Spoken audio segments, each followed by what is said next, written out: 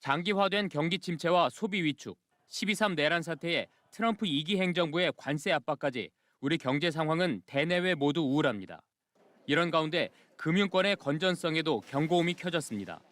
지난 1월 현재 금융업 전체 대출 규모는 약 2,600조 원, 코로나19가 한창인 21년 말보다 300조 가까이 늘었습니다.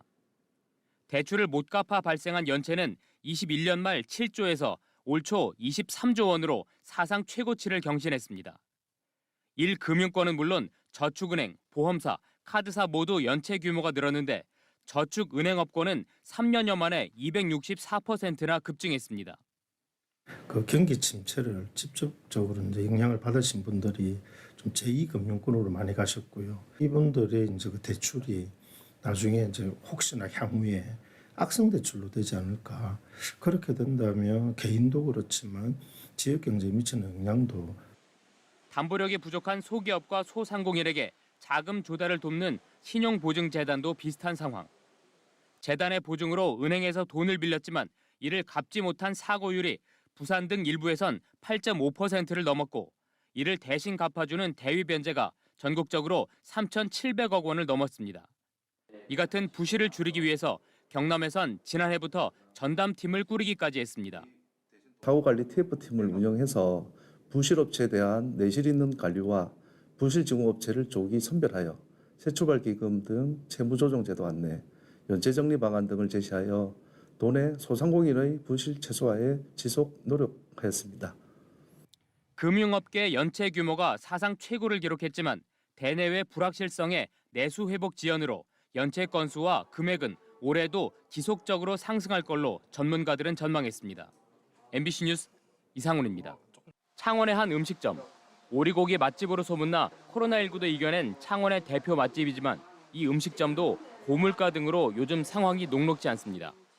여기에 코로나19 때 받은 저금리 대출이 금리 상승으로 이젠 원금과 이자를 합쳐 매달 300여만 원을 내야 해 부담입니다.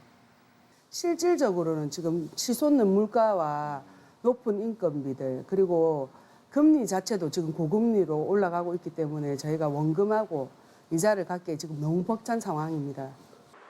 높은 금리와 내수 부진 속에 자영업자가 갚지 못한 사업자 대출 원리금이 역대 최대 규모인 것으로 나타났습니다.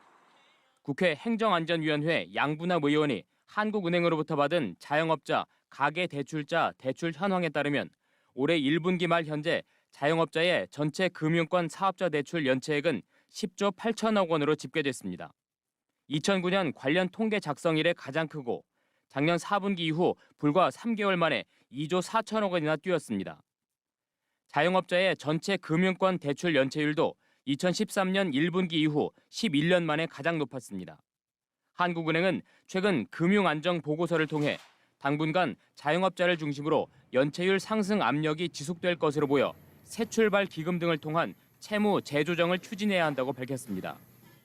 정부는 금융 지원과 같은 관행적인 방식에서 벗어나 내수 활성화를 위한 재정을 과감하게 투입하여 자영업자를 근본적으로 살릴 수 있는 소비 촉진에 필요한 마중물 대책을. 한편 정부는 이달 초 소상공인의 정책자금 상환 기간을 최대 5년까지 연장하고 대상도 확대하는 등 25조 원 규모의 소상공인 자영업자 종합 대책을 발표했습니다. MBC 뉴스 이상훈입니다.